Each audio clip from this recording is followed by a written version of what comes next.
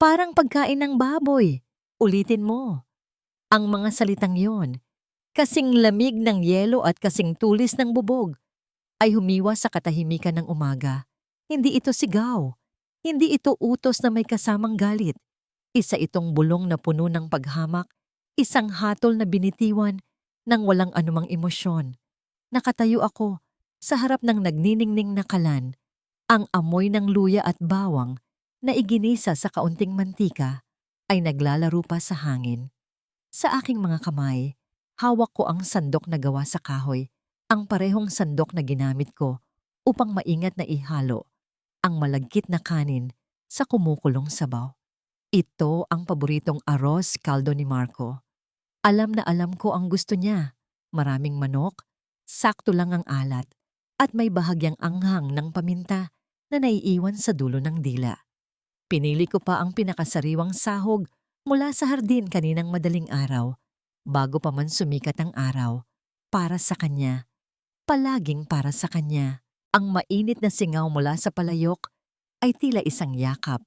Ngunit ang mga salita ni Doña Victoria ay isang sampal na gumising sa akin sa katotohanan. Dahan-dahan, ibinaba niya ang kutsarang pilak na ginamit niya sa pagtikim. Ang kanyang mukha, na laging mukhang perpektong inukit na marmol, ay walang bahid ng kahit anong damdamin. Sa isang iglap, kinuha niya ang palayok.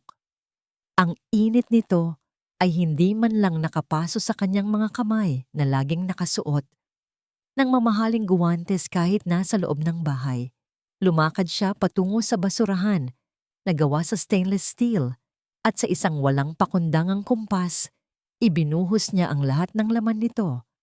Ang tunog ng malapot na sabaw na bumabagsak sa loob ng metal na basurahan ay umalingaw-ngaw sa kusina. Ang bawat patak ay parang isang suntok sa aking dibdib. Ang lahat ng pag-aalaga, ang lahat ng pagmamahal na ibinuhos ko sa pagkaing iyon, ay ngayon ay isa na lamang basura. Nabitawan ko ang sandok na hawak ko. Ang pagbagsak nito sa makintab na sahig ay lumikha ng isang mahinang kalabog. Ngunit sa loob ng aking isipan, ang tunog ay kasing lakas ng isang kulog. Tila may kung anong nabasag sa loob ko, isang bagay na matagal ko nang pinipilit buuin. Tiningnan ko ang aking mga kamay, bahagyang magaspang dahil sa walang tigil na paggawa. Ngunit ito ang mga kamay na laging handang mag-alaga sa pamilyang ito. Para saan pa ang lahat ng pag-ibig na ibinibigay ko kung sa basurahan lang din naman ang bagsak nito? Ano pang tinitingin-tingin mo dyan? Ang boses ni Doña Victoria ay muling pumunit sa aking pag-iisip. Narinig mo ang sinabi ko. Ulitin mo. Darating na si Marco at ayokong masira ang araw niya dahil sa luto mong walang lasa. Walang luha. Matagal ko nang natutunang hindi dapat makita ng kahit sino ang aking mga luha sa pamamahay na ito. Huminga ako ng malalim, pinulot ang sandok mula sa sahig at nagsimulang muli. Naghiwa ng luya, nagdikdik ng bawang, nagbukas ng bagong pakete ng malagkit. Bawat kilos ko ay mekanikal. Tila isang robot na sumusunod sa programa. Si Ate Nena, ang matandang kasambahay, ay dumaan sa aking likuran at sa sulok ng aking mata, nakita ko ang tingin niyang puno ng awa. Isang tingin na nagsasabing, "Alam ko, Hija. Alam ko ang pinagdadaanan mo."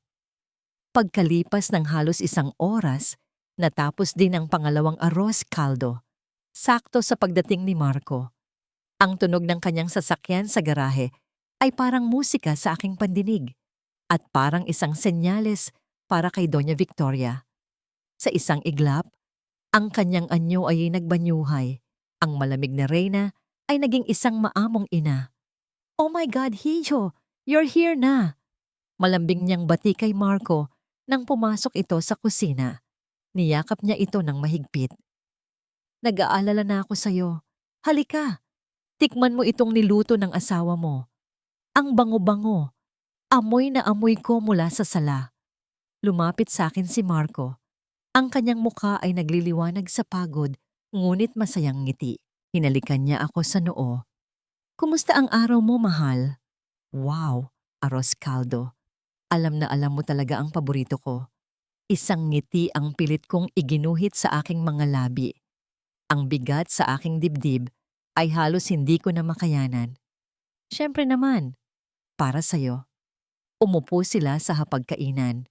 Pinanood ko si Marco habang sinusubo ang unang kutsara. Pumikit siya sa sarap. Perfect, mahal, as always.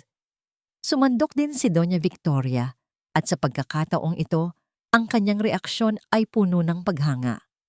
Ang galing-galing talaga ng manugang ko. Alagang-alaga ako. Alagang-alaga tayong lahat.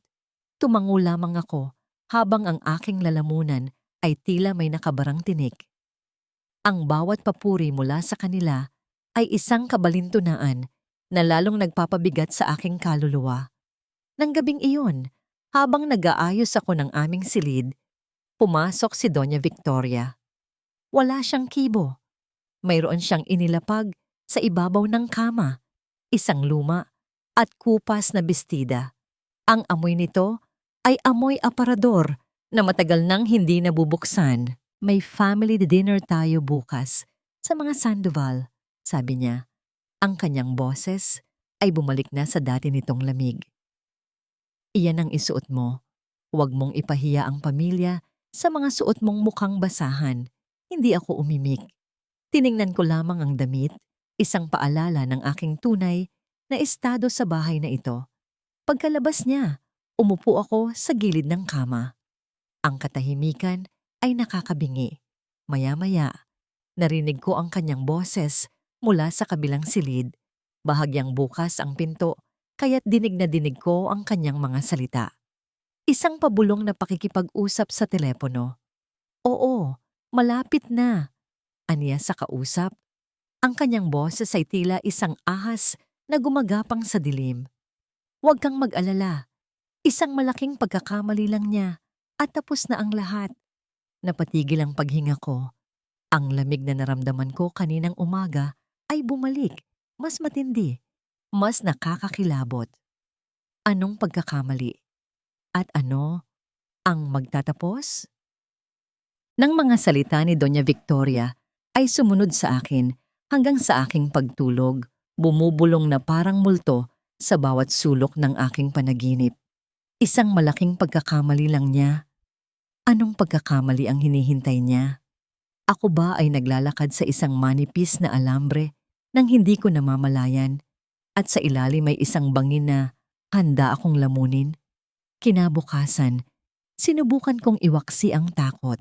Sinabi ko sa sarili ko na baka guni-guni ko lang yon o baka iba ang kanyang tinutukoy. Ngunit ang bigat sa aking dibdib ay hindi nawala. Hinanap ng aking mga mata si Marco. Natagpuan ko siya sa loob ng kanyang pribadong aklatan, isang silid na nababalot sa amoy ng mga lumang libro at mamahaling kahoy. Nakatayo siya sa harap ng isang estante, hindi nakatingin sa mga aklat, kundi sa isang maliit na litratong nakapatong doon. Iyon ang paborito niyang litrato. Isang larawan ni Doña Victoria noong kabataan nito, payat, mukhang pagod, ngunit may determinasyon sa kanyang mga mata. Sa kanyang likuran ay isang maliit na barong-barong. Ang tahanan nila bago pa man dumating ang lahat ng yaman na ito. Alam ko ang kwento sa likod ng larawang iyan. Isang kwentong paulit-ulit na ikinuwento sa akin ni Marco na may halong paghanga at walang katapusang pasasalamat. Ang kwento ng isang biyudang walang sinukuan, isang inang ibinigay ang lahat para sa kanyang nag-iisang anak. Tila bumalik ang kanyang gunita sa panahong iyon. Naalala niya ang mga kamay ng kanyang ina, magaspang dahil sa paglalabada sa ilog. Ngunit ang mga kamay ding iyon ang humahaplos sa kanyang noo kapag siya'y may lagnat. Naalala niya ang amoy ng sinunog na sinaing dahil nakatulugan na ng kanyang ina ang pagbabantay dito sa sobrang pagod sa maghapong pagtatrabaho sa pabrika. Naalala niya ang araw na ibinenta nito ang nag-iisang kapirasong lupa na pamana ng kanyang ama para lamang maipangmatrikula siya sa isang magandang unibersidad. Bawat alaala ay isang eslabon sa isang mahabang tanikala. Ang tanikala ng utang na loob na mahigpit na nakapulupot sa puso ni Marco. Lumapit ako ng dahan-dahan. Ang aking mga yapak ay halos walang tunog sa makapal na karpet. Mahal, mahina kong tawag. Lumingon siya at sa isang saglit, nakita ko ang kalungkutan sa kanyang mga mata bago ito napalitan ng isang pilit na ngangiti. Oh, nandyan ka pala. Iniisip ko lang. Nagsimula ako. Maingat na pinipili ang aking mga salita.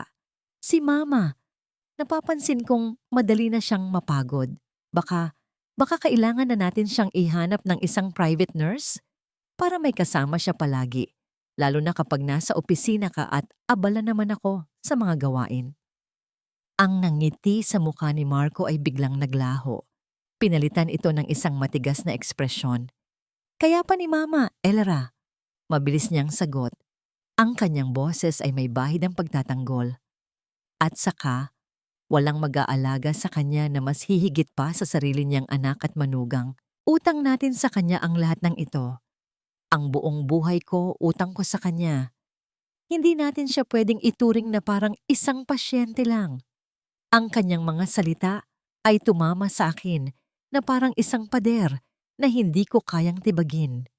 Naramdaman ko ang pag-urong ng aking dila. Paano ko sasabihin sa kanya na ang pag-aalala ko ay hindi dahil sa tingin ko ay pasyente ang kanyang ina, kundi dahil sa takot ko sa kung ano ang kaya nitong gawin? Paano ko ipapaliwanag ang mga tingin nitong matatalim, ang mga salitang parang lason, kung sa mata niya, si Doña Victoria ay isang santo? Natahimik ako. Sa katahimikang yon, nakita ko ang aking sarili sa salamin ng glass panel ng estante.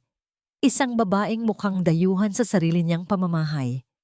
Ang layunin ko ay mabuti, ngunit sa pandinig ni Marco, ito ay isang insulto sa alaala ng sakripisyo ng kanyang ina. At parang isang multo na laging nasa tamang pagkakataon, dumaan si Doña Victoria sa may pintuan ng aklatan. Bahagya itong nakabukas, sapat lamang upang marinig niya ang aming pag-uusap. Huminto siya sandali, at kahit hindi ko siya nakikita, ramdam ko ang nangisi ng tagumpay sa kanyang mga labi. Dahan-dahan siyang pumasok, naglalakad na tila mahina. May kasamang pekeng ubo na halos perpekto na sa pandinig. Ano iyon, mga anak? May problema ba?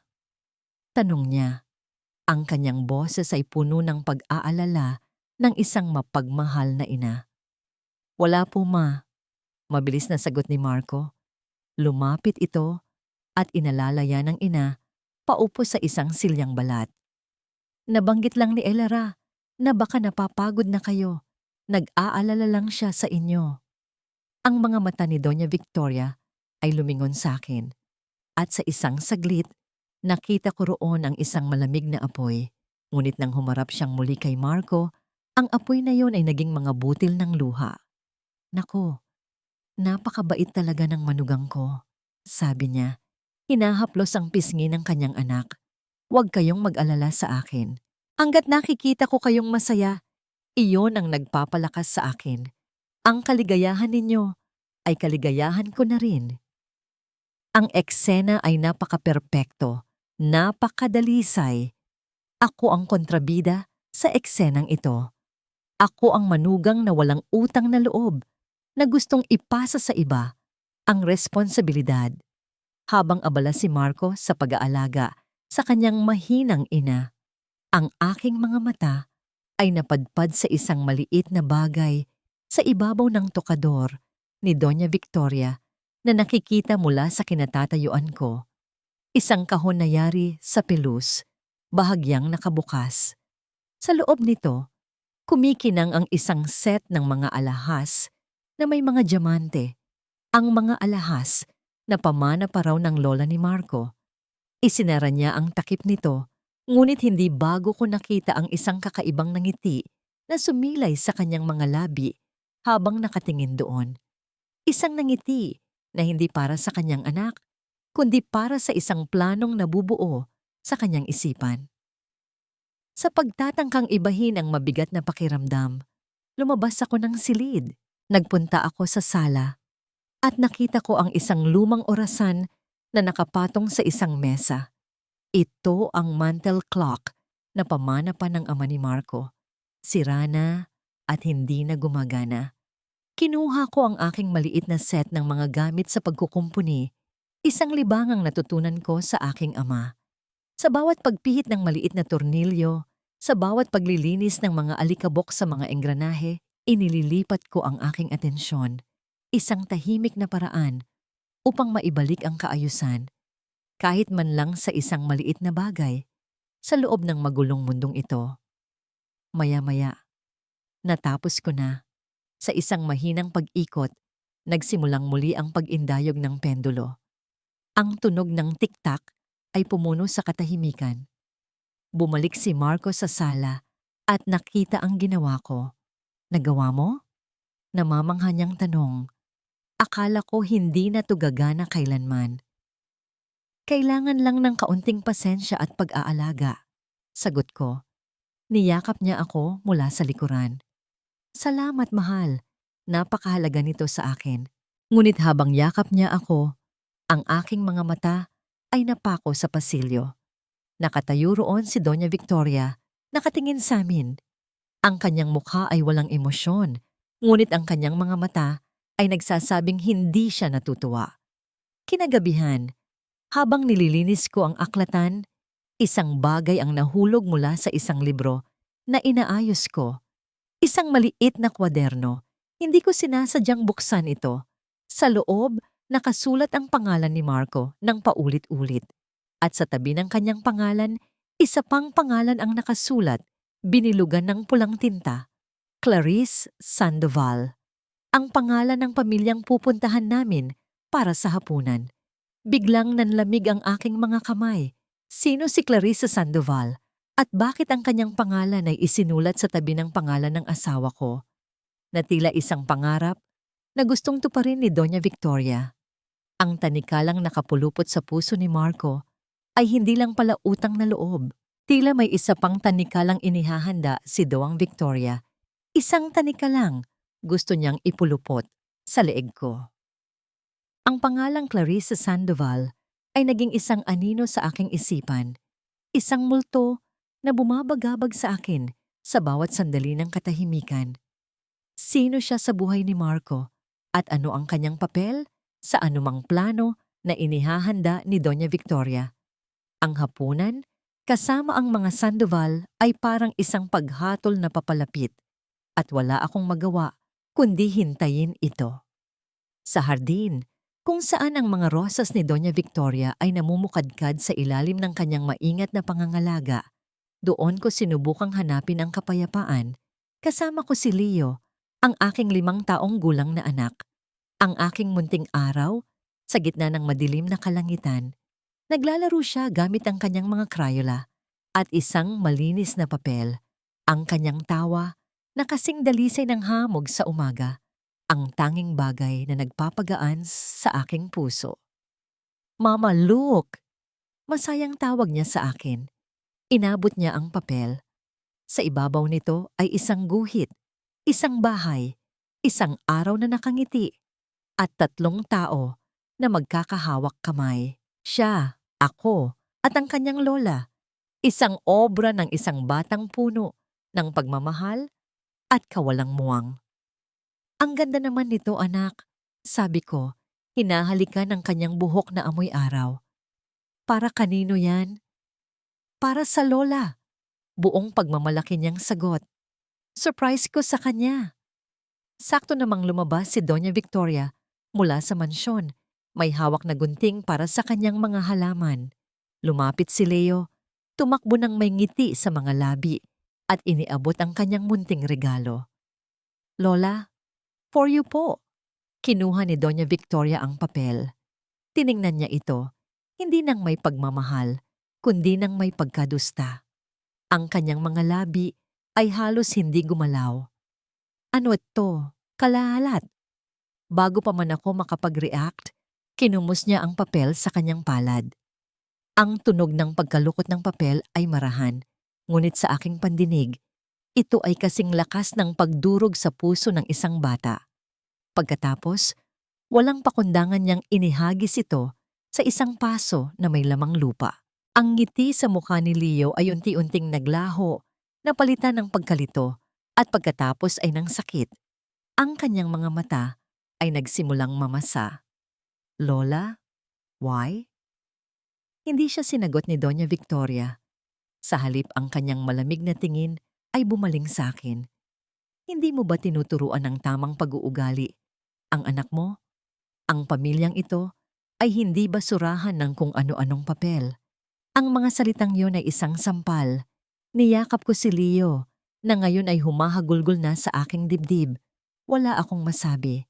Ang anumang salita ng pagtatanggol ay magiging gasolina lamang sa apoy ng kanyang galit. Hinaplos ko ang likod ng aking anak, habang ang aking sariling mga luha ay nagbabadyang tumulo. Ito na ang pinakamasakit. Ang saktan ako ay isa. Ngunit ang saktan ng aking anak, sa harap ko ay isang kalupitang walang kapantay. Nang makapasok na muli si Doña Victoria sa loob, lumapit sa amin si Ate Nena. May dala siyang isang basong tubig para kay Leo. Sa kanyang mga mata, nakita ko ang galit at awa at, "Hayaan niyo na po, Ma'am Elara," pabulong niyang sabi. Habang inaaliw ko si Leo, palihim na lumapit si Ate Nena sa paso. Dinukot niya ang lukot na papel, pinagpagan ng lupa, at maingat na inunat ito bago itinago sa kanyang bulsa. Tumingin siya sa akin, isang tingin na puno ng kahulugan.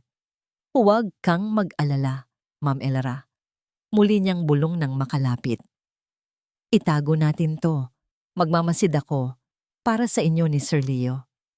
Ang simpleng pangakong yon ay isang balsamo sa aking sugatang puso. Sa unang pagkakataon, sa loob ng mahabang panahon, naramdaman kong hindi ako nag-iisa sa impyernong ito. Nang gabing iyon, pagkatapos kong patulugin si Leo, binuksan ko ang isang maliit na baul sa ilalim ng aming kama. Kinuha ko mula roon ang isang maliit na kwaderno. Ito ang aking tanging sikreto, ang aking santuwaryo. Sa loob nito, isinusulat ko ang mga recipe ng mga cake at tinapay na itinuro sa akin ng aking ina. Ang ensaymada ni nanay, ang pandesal na malambot, ang bibingka na may itlog na maalat. Bawat salita, bawat sangkap ay isang pagbabalik sa isang masayang nakaraan, isang paalala kung sino ako bago ako naging siginang Villaroman. Ang pagsusulat ay ang aking paraan upang hindi makalimot. Isang pag-asang balang araw. Ang mga resipeng ito ay magiging daan ko palabas habang isinusulat ko ang paraan ng pagmamasa sa harina. Isang anino ang biglang tumakip sa liwanag mula sa pintuan. Nagtaas ako ng tingin. Nakatayo roon si Doña Victoria, nakatingin ng diretso sa akin sa kwadernong hawak ko. Mabilis kong isinara ito at itinago sa aking likuran. Ngumiti siya, isang ngangiting hindi umabot sa kanyang mga mata. "Gabi na. Anong sinusulat mo dyan at parang ayaw mong ipakita?" Ang tanong niya ay nakabitin sa hangin, puno ng hinla. Naramdaman ko ang pagbilis ng tibok ng aking puso. Ang munti kong pag-asa, malapit na bang matuklasan at sirain din? Mga listahan lang po para sa pamamalengke bukas." Mabilis kong sagot. Pilit na pinapakalma ang aking boses. Ayoko pong may makalimutan. Tinitigan ako ni Doña Victoria. Nang ilang sandali, ang kanyang mga mata ay tila sinusuri ang bawat hibla ng aking pagkatao, naghahanap ng anumang senyales ng pagsisinungaling. Sa wakas, tumango siya, ngunit ang kanyang ngiti ay nanatiling mapang-uyam. "Mabuti naman kung ganoon," sabi niya bago tuluyang tumalikod at umalis. "Siguraduhin mong walang magiging kulang para sa hapunan kasama ang mga Sandoval. Napaka-importante ng gabing iyon." Nakahinga ako nang maluwag nang mawala na siya sa paningin, ngunit ang aking mga kamay ay nanginginig pa rin habang ibinabalik ko ang kwaderno sa baul. Ang muntik kong santuwaryo ay muntik ng malapastangan. Kailangan kong maging mas maingat.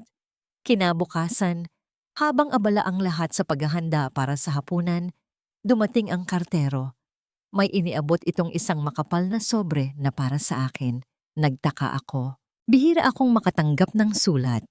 Bago ko pa ito mabuksan, mabilis itong inagaw mula sa aking kamay. Ako na ang titingin, sabi ni Doña Victoria na tila sumulpot mula sa kung saan. Pinunit niya ang sobre ng walang pag-iingat. Inilabas niya ang laman, isang formal na liham mula sa Manila Culinary Institute. Nanlaki ang aking mga mata. Ito ang resulta ng aplikasyon na ipinadala ko ilang buwan na ang nakalipas, isang pangarap na itinago ko kahit sa sarili ko, isang malayong posibilidad na hindi ko inasahang magkakatotoo. Binasa ni Doña Victoria ang liham, ang kanyang mga mata ay mabilis na tumakbo sa mga salita. Congratulations! Full scholarship, Professional Baking and Pastry Arts Program. Pagkatapos basahin, tiningnan niya ako. Walang bakas ng tuwa, walang bakas ng pagbati. Sa halip ang nakita ko ay isang malamig na apoy ng galit. Itinupi niya ang liham at ibinulsa. Mama, ano po iyon? Tanong ko. Ang aking boses ay nanginginig sa pag-asa at takot. Wala. Matigas niyang sagot. Basura lang. Isang advertisement na nag-aaksaya ng oras. Pero ano? Magrereklamo ka? Putol niya sa akin. May balak ka bang mag-aral at iwanan ang iyong mga responsibilidad bilang asawa at ina? Ganyan ka ba kawalang utang na loob, Elara? Pagkatapos ng lahat ng ibinigay sa iyo ng anak ko, ito ang igaganti mo? Ang bawat salita ay isang dagok. Ang pangarap na biglang nagkaroon ng liwanag ay kasing bilis ding pinatay at ibinaon sa dilim. Hindi po sa ganoon. Halos pabulong kong sabi habang ang mga luha ay namumuo sa aking mga mata. Tumigil ka na sa pag-iisip ng mga bagay na hindi para sa iyo. Pagtatapos niya, ang lugar mo ay dito, sa pag-aalaga kay Marco at kay Leo. Intindihin mo yan. Tumalikod siyang muli, dala-dala ang aking pangarap sa kanyang bulsa. Naiwan akong nakatayo roon, wasak. Isang ibon na binigyan ng pakpak ngunit pinutulan nito bago pa man makalipad. Ang tanging nagawa ko ay bumalik sa kusina at ipagpatuloy ang paghihiwa ng mga gulay. Bawat patak ng aking luha ay humahalo sa mga sangkap na inihahanda ko para sa hapunan. Nang gabing iyon, dumating ang pamilya Sandoval. Si Don Ricardo, isang matandang negosyante, ang kanyang asawang si Doña Esmeralda at ang kanilang anak na babae, si Clarice. Si Clarice ay ang lahat ng bagay na kabaligtaran ko. Matangkad, balingkinitan, at may isang kumpiyansang hindi kayang itago. Ang kanyang damit ay simple, ngunit mamahalin. At ang kanyang mga alahas ay kumikinang sa ilalim ng mga ilaw ng aming chandelier. Ngumiti siya, isang ngingiting perpekto, at sanay na sanay makipagkapwa-tao. Si Doña Victoria ay tila nagliwanag sa pagdating nila. Niyakap niya si Clarice na parang sarili niyang anak. Clarice, iha, you look stunning. Lalo kang gumaganda. Tita Victoria, it's so good to see you again. Sagot ni Clarice, ang kanyang boses ay malambing. Nang ipakilala ako ni Marco, isang pilit na ngiti lamang ang ibinigay sa akin ni Clarice. Hi, nice to meet you. Pagkatapos ay muli siyang bumaling kay Marco. Marco, I heard about your new project in Palawan. That's amazing. We should talk about it sometime. Sa buong hapunan, ako ay naging isang anino sa sarili kong hapagkainan. Ang usapan ay umikot sa negosyo, sa mga biyahe nila sa Europa, at sa mga lumang alaala ni na Marco at Clarice noong sila ay mga bata pa. Si Doña Victoria ay walang tigil sa pagpuri kay Clarice, sa kanyang talino, sa kanyang karera bilang isang interior designer, sa kanyang magandang lahi. Bawat papuri niya kay Clarice ay isang patutsada sa akin. Naramdaman kong tila ako ay isang piyesa na hindi nababagay sa kanilang larong chess. Habang naghahain ako ng dessert, ang cake na ako mismo ang gumawa, narinig ko ang pabulong na sabi ni Doña Victoria kay Doña Esmeralda. Sayang, di ba? They were perfect for each other. Ang puso ko ay tila piniga. Ngayon, naiintindihan ko na ang lahat. Ako ang hadlang. Ako ang pagkakamali sa perpektong plano ni Doña Victoria para sa kanyang anak. At ang gabing ito, ang hapunan na ito, ay hindi isang simpleng salo-salo. Ito ay isang pagpapakita ng kung ano ang dapat sana at kung sino ang dapat na mawala.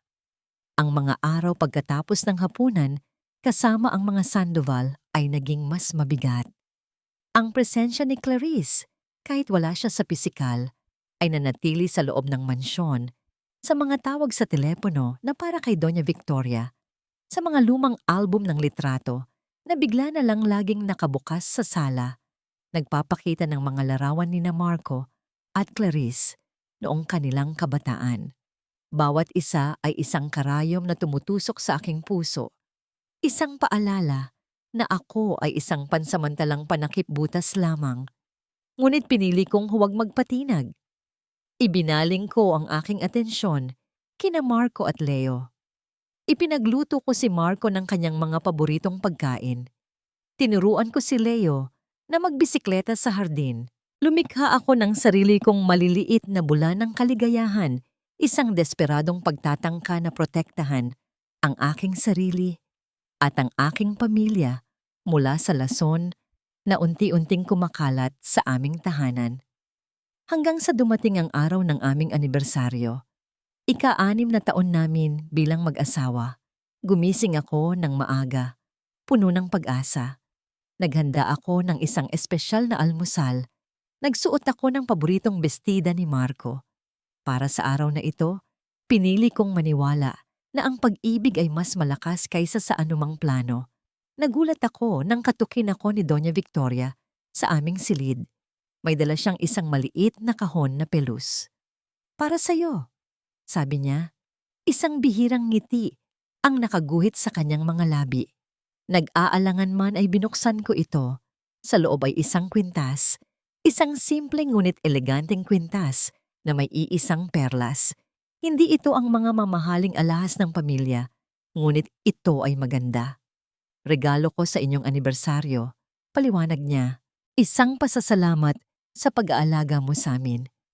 Halos hindi ako makapaniwala. Ang puso ko ay nag-umapaw sa biglaang tuwa. Ito na ba yun? Ang pagtanggap na matagal ko nang hinihintay? Niyakap ko siya. Salamat po, Mama. Maraming salamat po. Hindi niya ako niyakap pabalik. Nanatili lamang siyang tuwid. Hinahayaan akong yakapin siya. Nang gabing iyon, naghanda si Marco ng isang maliit na salo-salo sa aming bahay para lamang sa aming tatlo. Isinuot ko ang bestidang bigay niya at ang kwintas na bigay ni Doña Victoria. Habang naghahapunan kami, tila bumalik ang lahat sa dati. Ang mga ngiti ni Marco ay totoo. Ang mga tawa ni Leo ay masigla. Maging si Doña Victoria ay palangiti. Naramdaman ko ang init ng isang tunay na pamilya. Pagkatapos ng hapunan, habang nagliligpit ako sa kusina, tinawag ako ni Doña Victoria. Elara, iha, samahan mo muna ako sa aking silid. May ipapakita ako sa iyo. Sumunod ako, ang aking puso ay magaan.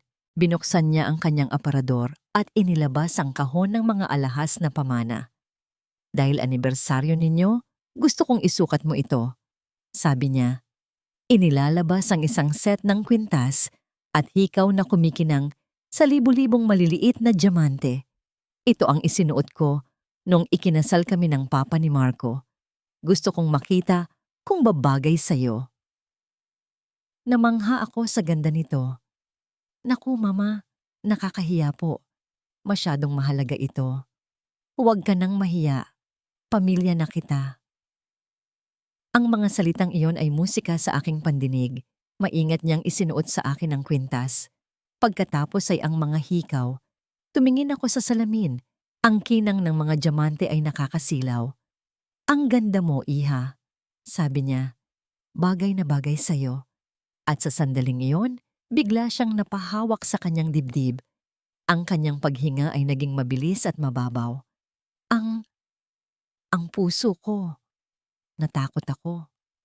Mama, anong nangyayari sa inyo? Tubig. Kumuha ka ng tubig. Utal niyang sabi. Bago siya bumagsak sa sahig, nagpanik ako. Marco! Marco, tulong! Sigaw ko habang sinusubukan kong itayo si Doña Victoria. Dumating si Marco. Tumatakbo. Ang kanyang mukha ay puno ng pag-aalala. Anong nangyari? Hindi ko alam. Bigla na lang siyang nahirapan huminga. Binuhat ni Marco ang kanyang ina at inihiga sa kama. Habang abala siya sa pagtawag ng doktor, ako naman ay tumakbo upang kumuha ng tubig at bimpo. Sa gitna ng kaguluhan, hindi ko na malayang suot ko pa rin ang mga alahas. Dumating ang doktor. Sinuri niya si Doña Victoria. Isang mild anxiety attack lang. Kailangan niya lang magpahinga. Nakahinga kami ng maluwag. Pagkaalis ng doktor, umupo si Marcos sa tabi ng kanyang ina, hawak ang kamay nito. Ako naman, dahil sa pagod at nerbiyos, ay umupo sa isang silya sa sulok. Hinubad ko ang mga alahas at maingat na ibinalik sa ibabaw ng tokador, sa tabi ng nakabukas nitong kahon. Kinaumagahan, tila bumuti na ang pakiramdam ni Doña Victoria. Nagpasya si Marco na magtrabaho mula sa bahay upang mabantayan siya. Bandang tanghali, habang naghahanda ako ng pananghalian, narinig ko ang isang malakas na sigaw mula sa silid ni Doña Victoria. Nasaan? Nasaan ang mga alahas ko? Tumatakbo kaming pumasok ni Marco sa silid. Nakaupo si Doña Victoria sa kanyang kama, umiiyak at itinuturo ang kanyang tokador. Ang kahon na pelus ay naroon, ngunit wala na itong laman. Nawawala. Sigaw niya. Ang mga alahas, ang manang iniwan sa akin ng iyong lola, ninakaw. Ang mga mata niya ay tumingin ng diretso sa akin.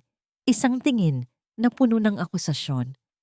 Ikaw, sabi niya. Ang kanyang daliri ay nanginginig habang nakaturo sa akin. Ikaw ang huling humawak nito. Ikaw ang kumuha. Ang mundo ko ay biglang huminto. Hindi po. Hindi ko po ginawa iyon. Tanggi ko. Ang aking puso ay kumakaripas sa takot. Huwag ka nang magsinungaling. Dagdag niya, mas malakas ang boses. Sino pa ba ang papasok dito? Sino pa ba ang may interes sa mga alahas ko? Ikaw lang. Bumaling si Marco sa akin. Ang kanyang mukha ay isang maskara ng pagkalito at sakit. Sabihin mo sa akin ang totoo, Elara. Sabi niya, ang kanyang boses ay basag. Nasaan ang mga alahas ni Mama? Ang tanong niya ay hindi na isang simpleng tanong. Ito ay isang hatol. At sa mga mata niya, nakita ko na ang sagot na gusto niyang paniwalaan. Ang bitag ay nagsara na. Ang mga salita ni Marco ay tumusok sa akin na parang libu-libong karayom na yelo. Nasaan ang mga alahas ni Mama? Hindi iyon isang tanong na naghahanap ng kasagutan, kundi isang akusasyon na naghahanap ng pagkumpirma. Sa kanyang mga mata, hindi ko nakita ang Marco na minahal ko, ang asawang nangakong proprotektahan ako. Ang nakita ko ay ang anino ng kanyang ina, ang anak, na nababalot sa tanikala ng utang na loob. Marco, maniwala ka sa akin. Pagmamakaawa ko, ang aking boses ay nanginginig at basag. Lumapit ako. Sinubukang abutin ang kanyang kamay, ngunit umatras siya na tila ako ay isang salot. Ang simpleng kilos na yon ay mas masakit pa kaysa sa isang sampal. Paano ako maniniwala, Elara? Sabi niya.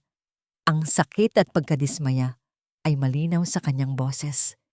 Ikaw ang huling kasama ni Mama sa silid. Ikaw ang huling may suot ng mga alahas. Pagkatapos ay bigla na lang siyang inatake sa puso. Ano ang ginawa mo sa kanya? Wala. Wala akong ginawa. Sigaw ko. Ang mga luha ay malayang dumadaloy sa aking mga pisngi. Nag-uusap lang kami, tapos bigla na lang siyang isang kasinungalingan. Sumabat si Doña Victoria mula sa kama. Ang kanyang pag-iyak ay lalong lumakas, isang perpektong pagganap ng isang biktima. Gusto niyang hiramin. Ayaw kong ipahiram, nagalit siya. Tinulak niya ako, Marco. Tinulak niya ako. Ang bawat salita niya ay isang pako na lalong nagbaon sa akin sa hukay na siya mismo ang humukay. Tumingin ako kay Marco, naghahanap ng kahit katiting na pagdududa sa kanyang mga mata, kahit isang kislap ng tiwala para sa akin. Ngunit wala. Ang nakita ko lang ay galit. Galit para sa akin at walang hanggang pag-aalala para sa kanyang ina. Hindi totoo yan. Giit ko, ang aking boses ay desperado na. Marco, kilala mo ako. Hindi ko kayang gawin yon. Mahal ko kayo. Pagmamahal ba ang tawag dyan? Muling sumabat si Doña Victoria. O baka naman desperasyon. Desperada ka nang makuha ang yaman ng pamilyang ito. Matagal ko nang nararamdaman. Akala mo, maloloko mo kami sa kabaitan mo. Pero lumabas din ang tunay mong kulay. Isa kang ahas, isang magnanakaw. Ang mga salitang ahas at magnanakaw ay umalingaw-ngaw sa silid. Tumingin ako sa paligid, naghahanap ng kakampi. Nakita ko si Ate Nena na nakatayo sa may pintuan. Ang kanyang mukha ay puno ng pighati at takot. Gusto niyang magsalita, alam ko, ngunit ang tingin na ipinukol sa kanya ni Doña Victoria ay sapat na para patahimikin ang sinuman. Isang tingin na nagbabantang, subukan mong kumampi sa kanya at isusunod kita. Marco, pakiusap, sabi ko. Ang aking boses ay halos isang bulong na lamang. Tumingin ka sa mga mata ko. Sabihin mong naniniwala ka pa rin sa akin. Lumapit siya sa akin. Sa isang saglit, umasa ako. Ngunit ang kanyang mga kamay ay hindi humaplos sa aking pisngi. Sa halip, marahas niyang hinawakan ang aking mga balikat. Ibalik mo na lang, Elara, sabi niya. Ang kanyang boses ay malamig at walang emosyon.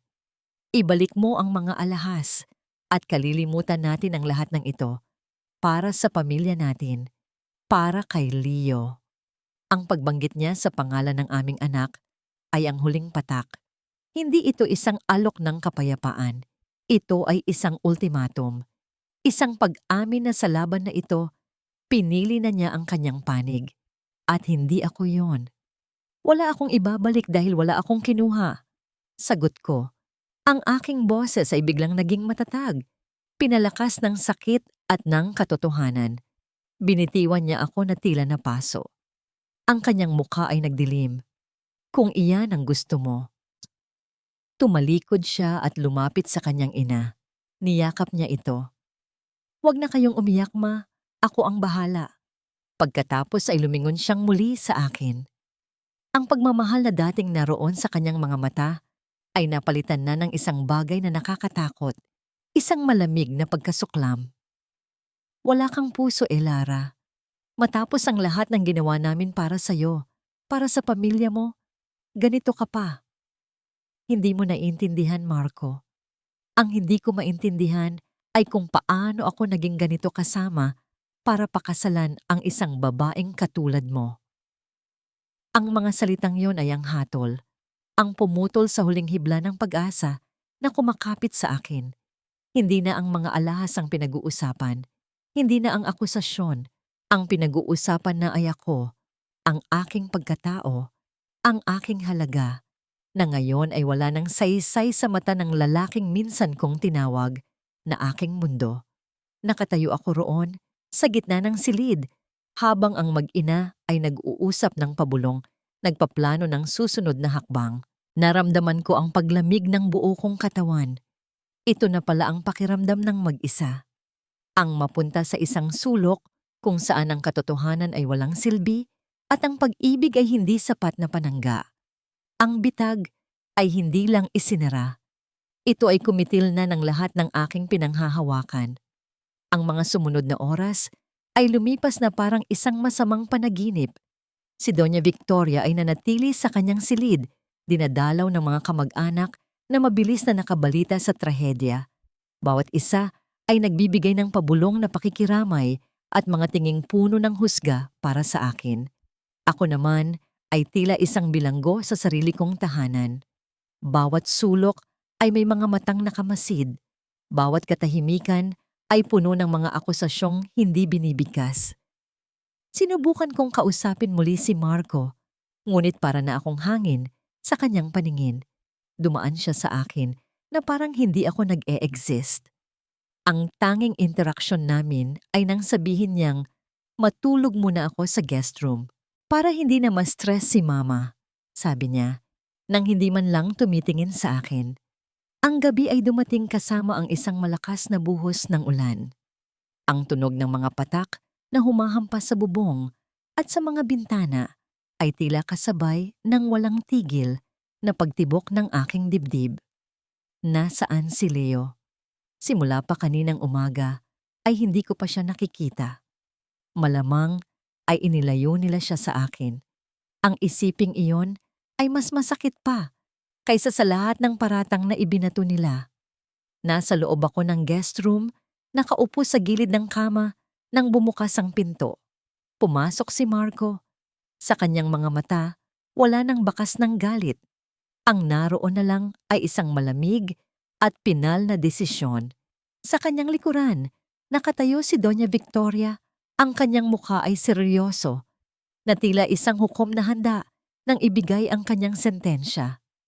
Elara, nagsimula si Marco. Ang kanyang boses ay walang kabuhay-buhay. Nag-usap na kami ni Mama. Para sa kapayapaan ng pamilyang ito, kailangan mo munang umalis. Ang mga salita ay tumama sa akin, ngunit hindi ako nagulat. Inaasahan ko na. Ang hindi ko inaasahan ay ang kasunod niyang sinabi. Kailangan mong umalis. Ngayon na. Ngayon na. Ulit ko, hindi makapaniwala. Pero Marco, umuulan ng malakas. Saan ako pupunta? At si Leo, paano si Leo? Huwag mong isama ang anak ko sa usapang ito. Sigaw ni Doña Victoria mula sa likuran. Hindi mo siya pwedeng isama. Isang magnanakaw ay hindi karapat-dapat maging ina. Anak ko rin siya. Sigaw ko pabalik, ang lahat ng sakit at galit na kinimkim ko ay biglang sumabog. Hindi na ngayon, malamig na sagot ni Marco. Pagkatapos ay may inihagis siya sa paanan ko. Isang maliit na bag. Sa loob, naroon ang ilang piraso ng aking damit. Itinapon doon ng walang anumang pag-aayos. Umalis ka na, Elara. Hindi ako aalis nang hindi ko kasama ang anak ko. Giit ko. Tumatayo, handang lumaban. Ngunit hinawakan ni Marco ang braso ko. Ang kanyang pagkakahawak ay mahigpit. Masakit. Hinila niya ako palabas ng silid, pababa ng hagdanan. Walang salita. Tanging ang tunog lamang ng aking mga takong na kinakaladkad sa sahig na gawa sa marmol at ang walang tigil na pagbuhos ng ulan sa labas. Marco, nasasaktan ako. Bitiwan mo ako. Pagmamakaawa ko. Si Doña Victoria ay nakasunod sa amin. Ang kanyang mukha ay nagpapakita ng isang malupit na kasiyahan. Si Ate Nena ay nasa isang sulok, umiiyak ng tahimik, walang magawa. Pagdating namin sa pintuan, itinulak ako ni Marco palabas. Ang lamig ng hangin at ang hampas ng ulan ay biglang yumakap sa akin. Nabasa ang aking damit sa isang iglap. Wala kang kwenta. Lumayas ka. Sigaw niya. Ang kanyang mga salita ay halos malunod sa lakas ng ulan. Mula sa itaas ng hagdanan, narinig ko ang isang maliit na boses. Mama? Napalingon ako. Nakatayo roon si Leo. Kinukusot ang kanyang mga mata. Halatang kagigising lang. Sa kanyang tabi ay isang yaya na pumipigil sa kanya na bumaba. Ang makita ang takot at pagkalito sa mukha ng aking anak ay ang huling bagay na dumurog sa kung ano pa ang natitira sa akin. Leo, anak. Mama, where are you going? Umiiyak niyang tanong. Babantayan mo siya. Utos ni Marco sa yaya. Pagkatapos ay isinara niya ang pinto ng buong lakas. Ang tunog ng pagsara nito ay pinal at brutal. Isang tunog na nagsasabing wala nang balikan. Nakatayo ako roon, sa gitna ng malakas na ulan, basang-basa, nanginginig sa ginaw at sa sakit. Walang pera, walang telepono. Tanging ang maliit na bag ng damit na ngayon ay nababasa na rin sa semento. Tumingala ako sa marangyang mansyon. Sa bintana sa ikalawang palapag, nakita ko ang anino ni Doña Victoria, nakatingin sa akin, nanonood sa kanyang tagumpay. Ang sakit ay napakalaki, napakatindi, na tila hindi ko na ito maramdaman. Manhid, iyon ang salita. Manhid ang aking katawan sa lamig. Manhid ang aking puso sa sakit. Inangat ko ang aking mga paa na hindi alam kung saan patungo. Bawat hakbang ay mabigat. Naglakad ako palayo sa bahay na minsan kong tinawag na tahanan. Palayo sa lalaking minsan kong tinawag na aking buhay. Palayo sa anak na siyang aking hininga. Sa bawat hakbang, isang tahimik na panunumpa ang nabubuo sa loob ng aking dibdib. Isang pangakong babangon ako mula sa putik na ito. Hindi para sa paghihiganti, kundi para sa batang umiiyak ngayon sa loob ng bahay na yon, naghahanap ng kanyang ina. Babalikan kita, anak. Pangako iyan ni Mama. Ang gabi ay isang mahabang bangungot ng lamig at pag-iisa. Ang bawat patak ng ulan na bumabagsak sa akin ay tila latigo na humahampas sa aking balat. Ngunit ang sakit sa labas ay walang-wala, kumpara sa apoy na nagliliyab sa aking dibdib. Naglakad ako nang walang patutunguhan. Ang aking isipan ay isang blangkong papel na binura ng sakit. Ang tanging paulit-ulit na imahe sa aking utak ay ang umiiyak na mukha ni Leo sa bintana. Ang lakas ng ulan ay unti-unting humina hanggang sa ito'y naging ambon na lamang pagsapit ng madaling araw. Natagpuan ko ang aking sarili sa harap ng isang maliit na hintayan ng bus. Ang bubong nito ay nagbigay ng kaunting kanlungan. Umupo ako sa malamig na sementong upuan, niyakap ang aking sarili. At doon, sa wakas, bumuhos ang mga luhang kanina ko pa pinipigilan. Umiyak ako, hindi dahil sa mga alahas, hindi dahil sa mansyon o sa kayamanan. Umiyak ako para sa 6 na taon ng aking buhay na ibinigay ko ng buong puso. 6 na taon ng pag-ibig na ngayon ay abo na lang. Umiyak ako para sa tiwalang dinurog. At higit sa lahat, umiyak ako para sa aking anak, na ngayon ay natutulog sa isang malambot na kama. Marahil ay nananaginip na kasama pa rin niya ang kanyang ina. Paano ako magsisimula? Wala akong pera, wala akong matutuluyan, wala akong kahit anong pagkakakilanlan. Tila kinuha na nila ang lahat sa akin, hindi lang ang aking tahanan, kundi pati na rin ang aking pagkatao. Habang ang araw ay nagsisimulang sumikat, nagbibigay kulay sa abuhin na kalangitan, isang pamilyar na boses ang tumawag sa aking pangalan. Memelara? Nag-angat ako ng tingin. Nakatayo sa harap ko si Ate Nena. May daladalang payong at isang maliit na bag. Ang kanyang muka ay puno ng pag-aalala. Ang kanyang mga mata ay namumugto rin. Ate Nena. Bulong ko. Halos hindi makapagsalita. Umupo siya sa tabi ko. Hindi siya nagsalita. Sa halip, inilabas niya mula sa bag ang isang thermos na may mainit na kape at isang supot ng pandesal. Inabot niya ito sa akin. Kain muna po kayo, ma'am. Kanina pa po ako nag-aalala sa inyo. Habang umiinom ako ng kape, ang init nito ay unti-unting gumapang sa aking nanlalamig na katawan. Paano niyo po ako nahanap? Sinundan ko po kayo kagabi. Pag-amin ni siya, hindi po ako mapakali. Pagkaalis ng sasakyan ni Sir Marco pabalik sa mansyon, lumabas po ako. Nakita ko kayo mula sa malayo. Hindi ko po kayo magawang iwan. Isang panibagong bugso ng luha ang dumaloy sa aking mga pisngi. Ngunit sa pagkakataong ito, may kasama itong pasasalamat. Sa gitna ng pagtalikod ng buong mundo, may isang taong nanatili. Umalis na rin po ako sa mansyon, ma'am. Dagdag niya na ikinagulat ko. Hindi ko na po kayang magtrabaho sa isang bahay na walang kaluluwa. Bago po ako umalis, kinuha ko ang sahod ko at ang ilan sa mga gamit ninyo na kaya kong itago. Ibinukas niya ang isa pang bag. Sa loob, nakita ko ang aking pitaka na may kaunting pera at mga ID ko. Naroon din ang aking lumang cellphone at sa ilalim ng lahat, maingat na nakatupi, ang kwaderno ng aking mga resipe. Niyakap ko si Ate Nena ng mahigpit. Salamat, Ate Nena.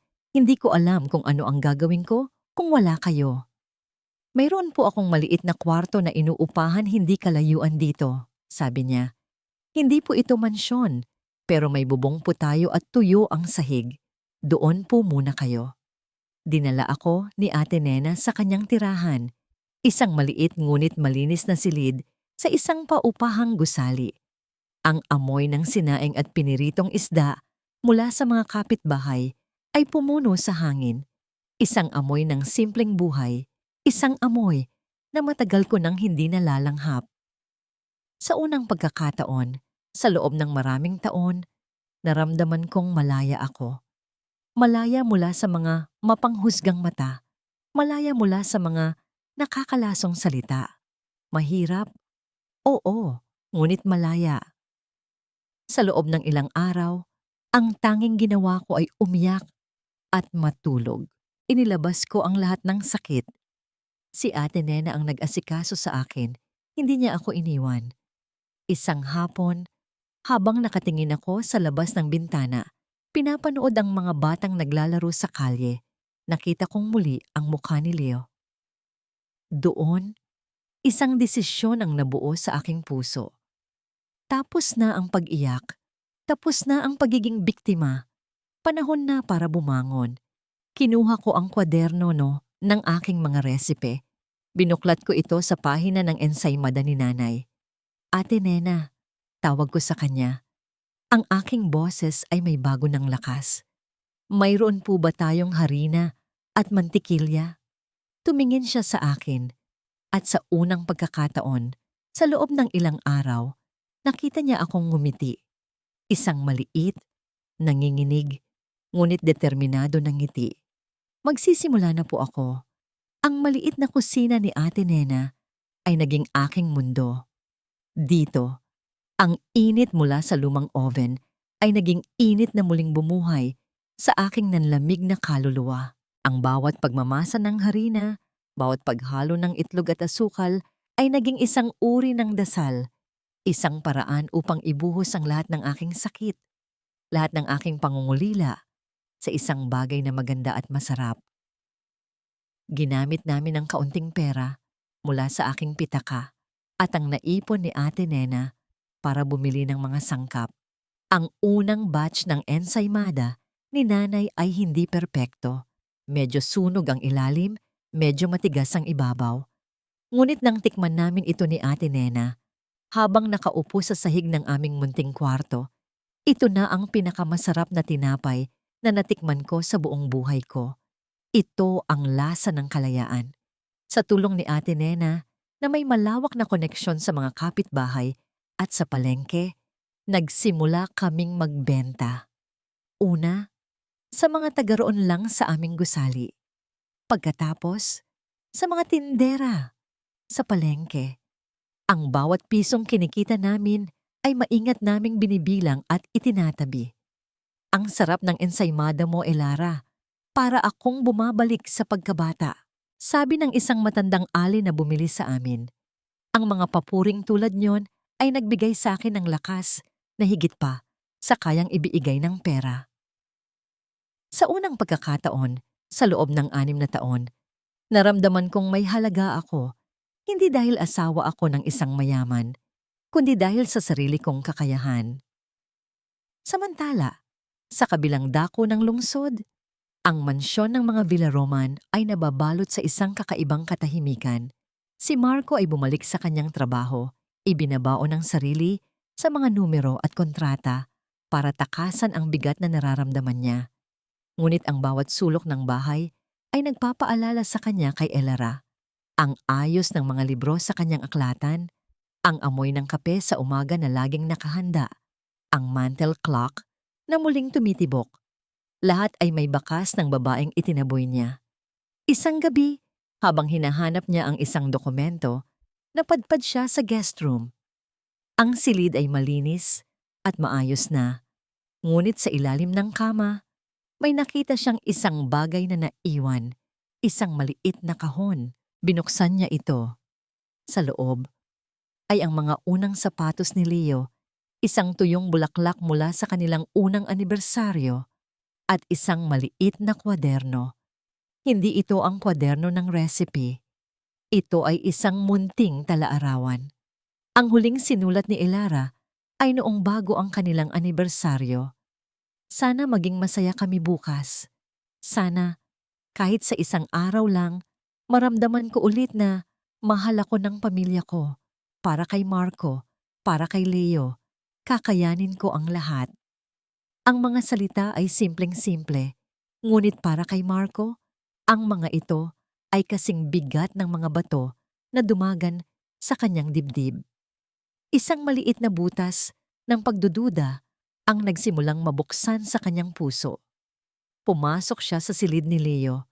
Ang bata ay mahimbing na natutulog, ngunit kahit sa pagtulog, ang kanyang mukha ay may bakas ng kalungkutan. Sa tabi ng kanyang unan, nakita ni Marco ang isang lukot na papel, ang drawing na itinapon ni Doña Victoria.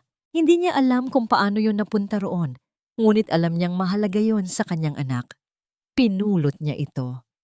Isang pamilyang magkakahawak kamay. Siya, si Leo, at si Elara. Bigla, ang imahe ng kanyang ina na umiiyak dahil sa nawawalang alahas ay nagsimulang maging malabo. Napalitan ito ng imahe ng kanyang asawa na basang-basa sa ulan at ng kanyang anak na umiiyak sa bintana. Sa aming munting tahanan, ang tagumpay ay dumating ng hindi inaasahan. Isang kilalang food blogger na nagkataong bumisita sa palengke ay natikman ang aming pandesal. Kinabukasan, ang kanyang post sa social media ay nag-viral. Natagpuan ko ang pinakamasarap na pandesal sa Maynila, hindi sa isang magarbong hotel, kundi mula sa isang maliit na stall na nagngangalang Liwanag. Ang bawat kagat ay puno ng pagmamahal. Ito ang tinapay na gigising sa iyong kaluluwa. Bigla, dumagsa ang mga order sa lumang cellphone ko. Mga tawag, mga text. Hindi namin malaman kung paano haharapin ang lahat. Sa gitna ng kaguluhan, niyakap ako ni Ate Nena. Sabi ko sa inyo, Ma'am Elara may liwanag din sa dulo ng lahat. Sa parehong araw na yon, isang balita ang gumimbal kay Marco. Isang tawag mula sa isang kaibigan. Pare, nakita mo na ba ang balita? Si Clarissa Sandoval, engaged na. Ikakasal na sa isang bilyonaryong taga-Singapore. Ang balita ay hindi nakapagpasaya o nakapagpalungkot kay Marco. Ang naramdaman niya ay pagkalito. Kung si Clarice ang planong B ng kanyang ina, bakit ito nagpakasal sa iba?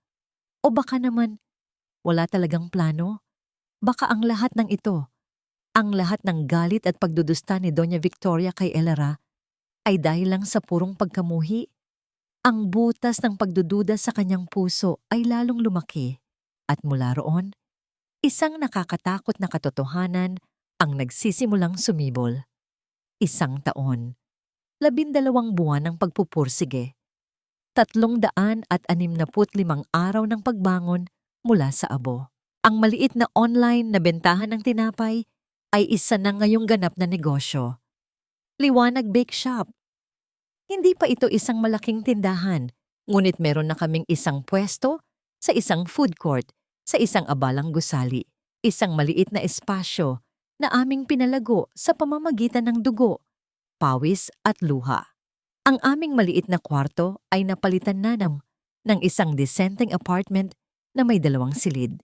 Si Ate Nena, na dati kasambahay, ay siya na ngayong operations manager ko. Ang pinakamalaking pagbabago ay wala sa negosyo, kundi sa akin. Ang Elara na laging nakayuko at takot magsalita ay napalitan na kung isang babaeng may tiwala sa sarili. Ang aking mga kamay na dati magaspang sa paglalabada ay ngayon ay may kalyo sa pagmamasa ng tinapay. Mga kalyo na simbolo hindi ng pagkaalipin, kundi ng tagumpay. Natuto akong makipag-usap sa mga supplier, mag-manage ng mga tauhan, at higit sa lahat, natuto akong ngumiti muli ng walang takot. Isang araw, isang imbitasyon ang dumating sa aming email. Isang imbitasyon para sa Entrepreneurs Charity Gala, isang malaking pagtitipon ng mga pinakamatagumpay na negosyante sa bansa para sa isang mabuting layunin. Bilang isa sa mga umuusbong na success stories sa larangan ng pagkain, ang Liwanag Bake Shop ay inimbitahan. "Dapat po kayong pumunta, Ma'am Elara," sabi ni Ate Nena. Ang kanyang mga mata ay nagniningning. "Ito na po ang pagkakataon ninyo na ipakita sa buong mundo kung sino na kayo ngayon." Sa una, nag-alinlangan ako. Ang mundo ng mga mayayaman at makapangyarihan, iyon ang mundong halos sumira sa akin. Ngunit naisip ko, hindi na ako ang dating Elara. Hindi ako pupunta doon bilang asawa ng isang Villaroman. Pupunta ako doon bilang si Elara, ang nagtatag ng Liwanag Bake Shop. Nagpatahi ako ng isang simpleng bestida, kulay cream, eleganteng bumagay sa aking katawan. Hindi ito kumikinang sa mga diamante, ngunit ito ay sumisigaw ng dignidad. Nang gabing iyon, habang tinitingnan ko ang aking sarili sa salamin, sa unang pagkakataon, sa loob ng mahabang panahon, nagustuhan ko ang babaeng nakikita ko. Ang venue ng gala ay isang grand ballroom ng isang 5-star hotel. Ang mga chandelier ay tila mga bituin sa kalangitan. Ang mga tao ay nakasuot ng kanilang pinakamagagarang damit at alahas. Sa isang iglap, bumalik ang kaba, ngunit huminga ako ng malalim at naglakad papasok, taas noo. Habang kinakausap ko ang ilang mga kapwa negosyante, isang pamilyar na boses ang narinig ko mula sa aking likuran. "Elara?" Ang pagtibok ng aking puso ay biglang bumilis. Lumingon ako. Nakatayo roon si Marco. Mas payat siya ngayon at may mga guhit ng pagod sa ilalim ng kanyang mga mata. Sa kanyang tabi, nakatayo si Doña Victoria na tila hindi tumanda ni isang araw. Ang kanyang postura ay kasing tigas pa rin ng dati. Nanlaki ang kanilang mga mata nang makita ako, tila nakakita sila ng isang multo. Isang multong hindi lang nagbalik, kundi mas maganda at mas buo pa kaysa dati. Si Doña Victoria ang unang nakabawi. "Anong ginagawa mo dito?" tanong niya. Ang kanyang boses ay puno pa rin ng paghamak, ngunit ngayon ay may kasama ng pagtataka. Bago pa ako makasagot, isang matandang lalaki na may malaking nangiti ang lumapit sa akin. "Elara, iha, buti nakarating ka." Siya si Don Ignacio, ang nag-organisa ng event at isa sa mga pinakamalaking investor sa bansa. "Don Ignacio, magandang gabi po." Magalang kong bati. "Alam niyo ba?" sabi ni Don Ignacio habang nakatingin kina Marco at Doña Victoria. "Itong si Elara ang isa sa mga pinakahinahangaan kong bagong negosyante. Ang kanyang Liwanag Bake Shop ay isang inspirasyon. We are actually thinking of investing to help her expand nationwide." Ang reaksyon sa mukha ni Doña Victoria ay hindi mabibili. Isang halo ng gulat, inggit, at hindi paniniwala. Si Marco naman ay nakatingin lang sa akin. Ang kanyang mga mata ay puno ng isang emosyong hindi ko mabasa. Pagsisisi, paghanga, kalungkutan. "Anyway, excuse me," sabi ko sa kanila, kasama ang isang matamis, ngunit malamig na ngiti. May kakausapin pa akong ibang mga bisita. Naglakad ako palayo, ngunit ramdam ko ang kanilang mga mata na nakatitig sa aking likuran. Ang pakiramdam ay hindi na takot. Ito ay tagumpay. Habang nasa kabilang dulo ako ng ballroom, isang babae ang lumapit sa akin. "Excuse me, ikaw ba si Elara?" "Opo," sagot ko. Ako si Agnes. Dati akong, dati akong katulong sa bahay ng mga Villaroman. Naalala ko siya. Isa siya sa mga bagong katulong na kinuha pagkatapos umalis ni Ate Nena. Mayroon lang po akong gustong sabihin sa inyo, ma'am. Sabi niya, ang kanyang boses ay nanginginig. Tungkol po sa gabi kung kailan nawala ang mga alahas. Bigla akong kinabahan. Bakit? Anong tungkol doon? Huminga siya ng malalim. Dahil ang totoo po, hindi po talaga nawala ang mga iyon.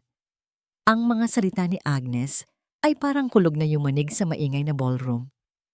Hindi po talaga nawala ang mga iyon. Paulit-ulit itong umaling-awngaw sa aking isipan. Ang lahat ng sakit, ang lahat ng luha, ang gabing iyon, sa ilalim ng ulan, lahat ay batay sa isang kasinungalingan. Anong ibig mong sabihin? Tanong ko. Ang aking boses ay nanginginig. Nakita ko po, ma'am. Halos pabulong na, sabi ni Agnes. Kinabukasan, pagkatapos kayong paalisin, inutusan po ako ni Doña Victoria na maglinis ng kanyang silid sa ilalim po ng kanyang kutsyon. Doon ko nakita ang kahon ng mga alahas. Itinago niya. Siya po mismo ang nagtago. Ang hangin ay tila nawala sa aking mga baga. Ang katotohanan, kahit inaasahan ko na, ay mas masakit pa rin pala kapag naririnig mula sa bibig ng iba. Hindi lang ako biktima ng isang hindi pagkakaintindihan. Ako ay biktima ng isang planadong kalupitan. Bakit? Bakit ngayon mo lang sinasabi ito? Natakot po ako, ma'am. Pag-amin niya, ang mga luha ay nagsimulang mamuo sa kanyang mga mata. Pinagbantaan po niya ako. Sabi niya, sisirain niya ang buhay ng pamilya ko sa probinsya kapag nagsalita ako. Pero hindi na po kaya ng konsensya ko. Nang makita ko po kayo ngayon, kung gaano kayo katatag, naisip ko po, karapatan ninyong malaman ang totoo. Sakto sa sandaling iyon, lumapit si Ate Nena, na kanina pa pala nagmamasid mula sa malayo. Hinawakan niya ang balikat ko. Handa na po ba kayo, Ma'am Elara? Tumingin ako sa kanya. Pagkatapos ay kay Agnes. Nakita ko sa kanilang mga mata ang suporta at ang katotohanan. Tumango ako. Tapos na ang pagtatago. Tapos na ang pananahimik. Naglakad kaming tatlo pabalik sa kinaroroonan ni na Marco at Doña Victoria. Sila ay abala sa pakikipag-usap kay Don Ignacio at sa iba pang mga bigating bisita. Ang eksena ay perpekto. Excuse me po ulit, sabi ko. Ang aking boses ay kalmado, ngunit sapat na ang lakas para makuha ang atensyon ng lahat sa kanilang grupo. Nilingon ako ni Doña Victoria, ang kanyang muka ay puno ng inis. Ano na naman? Mayroon lang po akong gustong linawin, sabi ko. Tumingin ako ng diretso sa kanyang mga mata. Tungkol po sa mga alahas na ninakaw ko 1 taon na ang nakalipas. Ang pagbabago sa mukha ni Doña Victoria ay mabilis. Ang inis ay napalitan ng gulat at pagkatapos ay ng takot. Si Marco naman ay natigilan. Ang kanyang mukha ay namutla. Ano ang pinagsasabi mo? Sabi ni Doña Victoria. Sinusubukang tumawa. Matagal nang tapos ang isyong yan. Hindi pa po. Matatag kong sagot. Dahil mayroon po tayong testigo. Itinuro ko si Agnes na nanginginig sa takot, ngunit nanatiling nakatayo sa aking tabi.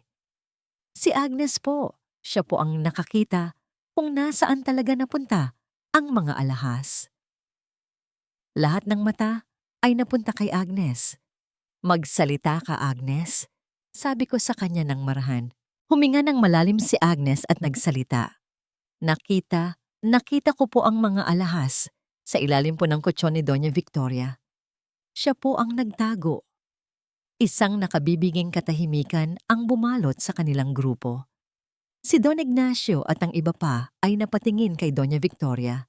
Ang kanilang mga mukha ay puno ng pagkabigla. Sinungaling, sigaw ni Doña Victoria. Ang kanyang boses ay biglang naging matinis. Binayaran mo siya para siraan ako, hindi ba? Desperada ka talagang babae ka. Kung ganun po, Sumabat si Ate Nena. Ang kanyang boses ay matigas na parang bakal. Bakit po noong gabing iyon, bago pa man ang lahat, narinig ko kayong may kausap sa telepono? Sinabi ninyo, isang malaking pagkakamali lang niya at tapos na ang lahat. Ano po ang ibig sabihin niyoon, Doña Victoria? Ang mukha ni Doña Victoria ay namutla na parang papel. Wala na siyang masabi. Ang kanyang mga mata ay nagpabalik-balik, naghahanap ng matatakasan, ngunit napapalibutan na siya ng katotohanan. At sa wakas, lahat ng tingin ay napunta kay Marco. Nakatingin siya sa kanyang ina, pagkatapos ay sa akin.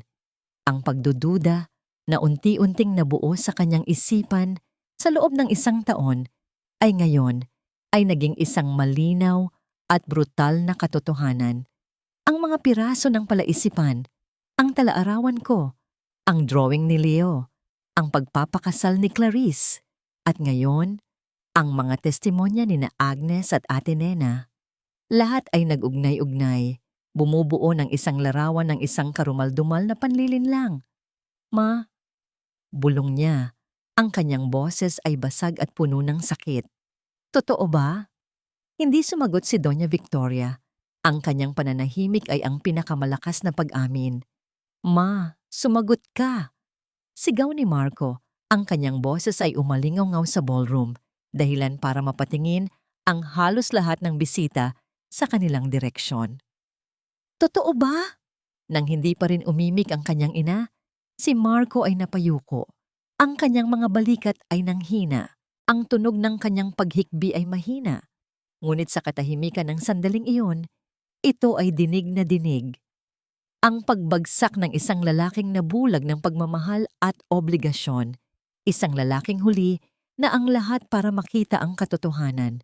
Tiningnan ko si Doña Victoria. Ang babaeng dati, tila isang reyna na hindi kayang tibagin ay ngayon ay mukhang isang basahan. Lito, takot, at higit sa lahat, talunan. Ang maskara niya ay tuluyan ng bumagsak. Ang eksena sa harap ko ay tila isang dula sa entablado na umabot na sa kanyang kasukdulan. Ang mga bulungan ng mga bisita ay parang mga bubuyog na umuugong sa paligid. Ang flash ng mga kamera mula sa ilang media na naroon ay kumikislap. Ang pangalan ng mga Villaroman na dating simbolo ng kapangyarihan at respeto ay ngayon ay nababahira ng iskandalo sa harap mismo ng alta sosyedad.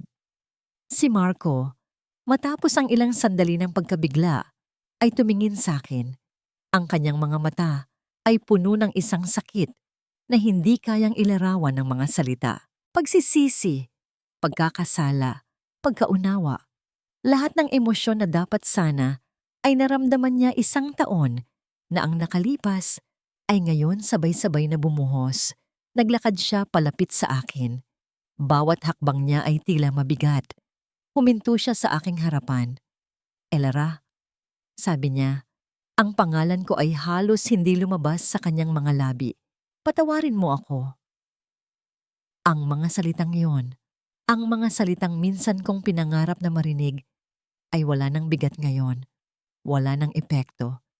Pinatawad na kita, Marco. Mahinahon kong sagot. Matagal na.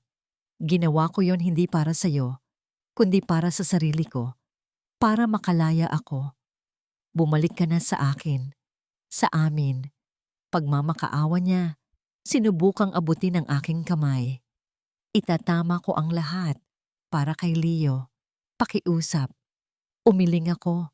Isang malungkot na ngiti ang sumilay sa aking mga labi. Ang pamilyang sinasabi mo ay matagal nang nasira. Hindi na kayang ayusin ng isang patawad lang. Ang tahanan ko ngayon ay ang tahanan na ako mismo ang nagtayo kasama ang anak ko. Ang sakit sa kanyang mukha ay lalong lumalim. Samantala, si Doña Victoria, sa gitna ng kahihiyan, ay biglang sumigaw. Marco, anak, huwag kang maniwala sa kanya. Niloloko ka lang niya. Ngunit wala nang naniniwala sa kanya. Maging ang sarili niyang anak ay hindi na lumingon. Sa sobrang kahihiyan at galit, Ang kanyang mga mata ay umikot at siya ay nawalan ng malay. Bumagsak sa sahig. Ngunit kahit ang dramang yon ay hindi na nakakuha ng simpatiya. Ilang staff ng hotel ang tumulong na buhatin siya habang si Don Ignacio ay lumapit kay Marco. "Marco, I think it's best if you and your mother leave," sabi ng matanda. Ang kanyang boses ay puno ng awtoridad at pagkadismaya. Habang inaasikaso nila ang pag-alis, tumalikod na ako. Ang laban ay tapos na. Wala nang kailangan pang patunayan. Naglakad ako palayo sa kanila, palayo sa gulo, kasama sina Ate Nena at Agnes. Ang pakiramdam ay hindi ng paghihiganti, kundi ng kapayapaan. Isang mabigat na kabanata ng aking buhay ang sa wakas ay nagsara na. Kinabukasan, ang balita ay nasa lahat ng pahayagan at social media. Ang iskandalo ng mga Villaroman ay ang pinag-uusapan sa bawat sulok. Ang kanilang negosyo ay naapektuhan, ang kanilang reputasyon ay nadurog. Ang hiya, ang kahihiyan sa lipunan, ang naging pinakamabigat na parusa para kay Doña Victoria. Mas masakit pa kaysa sa pagkakakulong. Ilang linggo ang lumipas, isang abogado ang kumontak sa akin. Si Marco ay nag-file ng annulment. Tinatanggap ang lahat ng kasalanan. Inaalok niya sa akin ang kalahati ng kanilang yaman bilang daños perjuicios at ibinibigay ang buong kustodya ni Leo sa akin. Tiningnan ko ang mga dokumento. Ang mga numerong nakasulat ay sapat na para hindi na ako magtrabaho habang buhay. Ngunit hindi ko kailangan yon. Pinirmahan ko ang annulment, ngunit tinanggihan ko ang pera. Ang tanging hiningi ko ay isang regular na sustento para sa pag-aaral at pangangailangan ni Leo. Isang responsibilidad niya bilang ama. Inilagay ko ang mga dokumento sa isang tabi. Sa kabilang tabi, nakalatag ang business permit ng aking unang pisikal na tindahan, Liwanag Bake Shop and Cafe. Tiningnan ko ito. Ito ang yaman ko. Ito ang pinaghirapan ko. Ito ang patunay ng aking lakas. Tumayo ako at tumingin sa labas ng bintana ng aking apartment.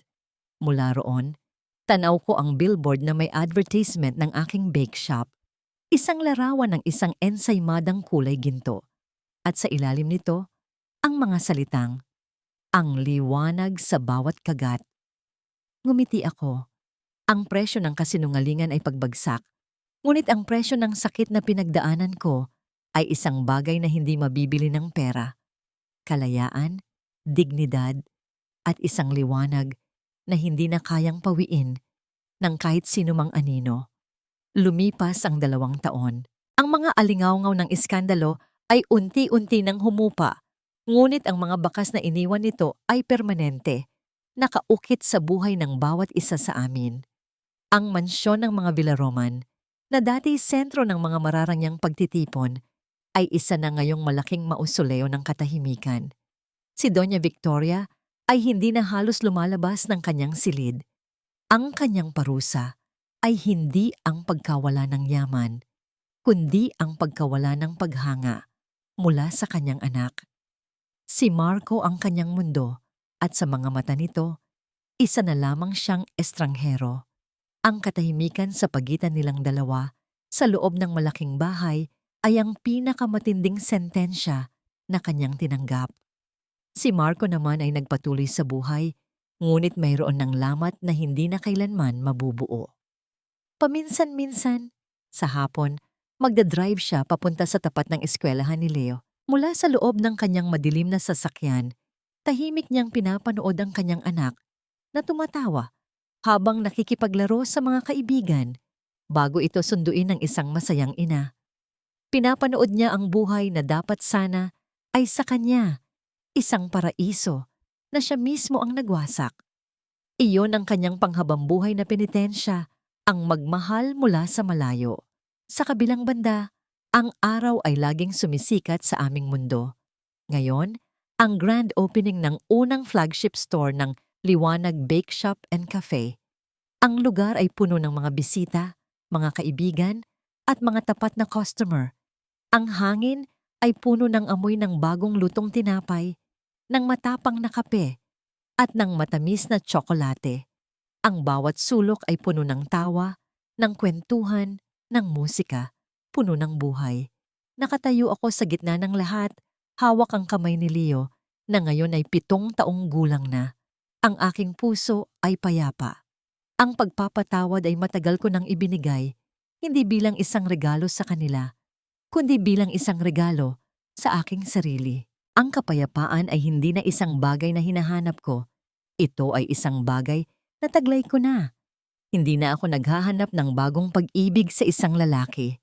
Ang pag-ibig ay nasa paligid ko, sa ngiti ng aking anak, sa katapatan ni Ate Nena, sa bawat tinapay na lumalabas sa aming oven.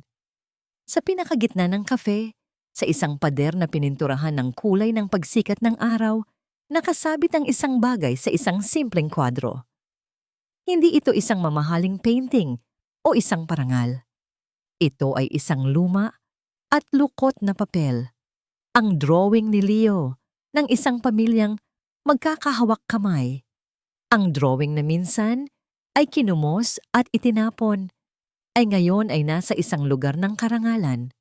Isang paalala, hindi ng sakit, kundi ng kung saan kami nagsimula. Isang simbolo na kahit ang isang bagay na winasak ay maaaring maging isang obra maestra. Lumapit sa akin si Leo. Ang kanyang mga mata ay kasing liwanag ng pangalan ng aming tindahan. Inabot niya sa akin ang isang maliit na cupcake na siya mismo ang nagdekorasyon. Sa ibabaw nito, gamit ang dilaw na icing, ay isang guhit ng araw. "Para sa'yo, Mama," sabi niya, nakangiti. "Ikaw ang liwanag ko." Niyakap ko siya ng mahigpit, inamoy ang kanyang buhok na amoy tinapay at asukal. Sa gitna ng matamis na amoy at ng mainit na yakap ng aking anak, nahanap ko ang lahat. Hindi na ako ang babaeng itinapon sa gitna ng ulan. Ako ang bahaghari pagkatapos nito. Ako ang liwanag. Ako ang liwanag. At dito nagtatapos ang kwento ni Elara.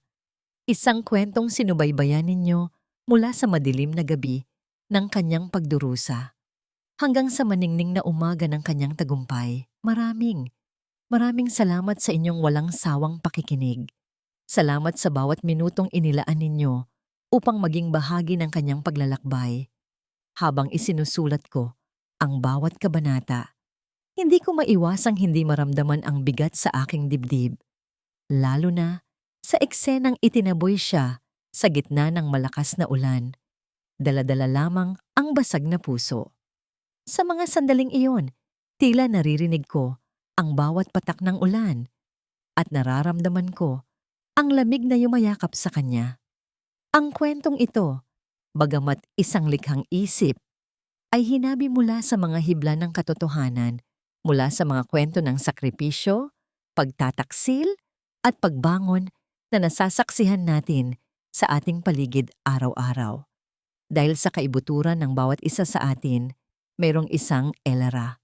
Isang munting liwanag na kahit pilit pawiin ng dilim, ay patuloy na naghahanap ng puwang upang muling magniningning. Ito ay isang paalala na ang tunay na lakas ay hindi nasusukat sa kung gaano karaming beses tayong hindi bumagsak, kundi sa kung gaano karaming beses tayong piniling bumangon. Para sa akin, ang pinakamahalagang tanong na iniwan ng kwento ay tungkol sa pagpapatawad. Nagawa ni Elara na magpatawad, hindi para sa iba, kundi para sa sariling kapayapaan. Ngunit paano kung ikaw ang nasa kanyang kalagayan? Matapos ang lahat ng sakit at pagdurusa, kaya mo rin bang patawarin ang taong minsan mong minahal, ngunit siyang dumurog sa iyong mundo? Nais kong marinig ang inyong saloobin. Ibahagi ninyo sa amin ang inyong mga komento sa ibaba. Ano ang pinakapaborito ninyong eksena? Anong aral ang inyong napulot? Kung nagustuhan ninyo ang kwento ni Elara, mangyaring i-click ang like button, i-share ang video na ito sa inyong mga kaibigan, at huwag kalimutang mag-subscribe para sa mas marami pang mga kwentong aantig sa inyong mga puso. Muli, mula sa kaibuturan ng aking puso, maraming salamat. Hanggang sa muli nating pagkikita sa susunod na kwento.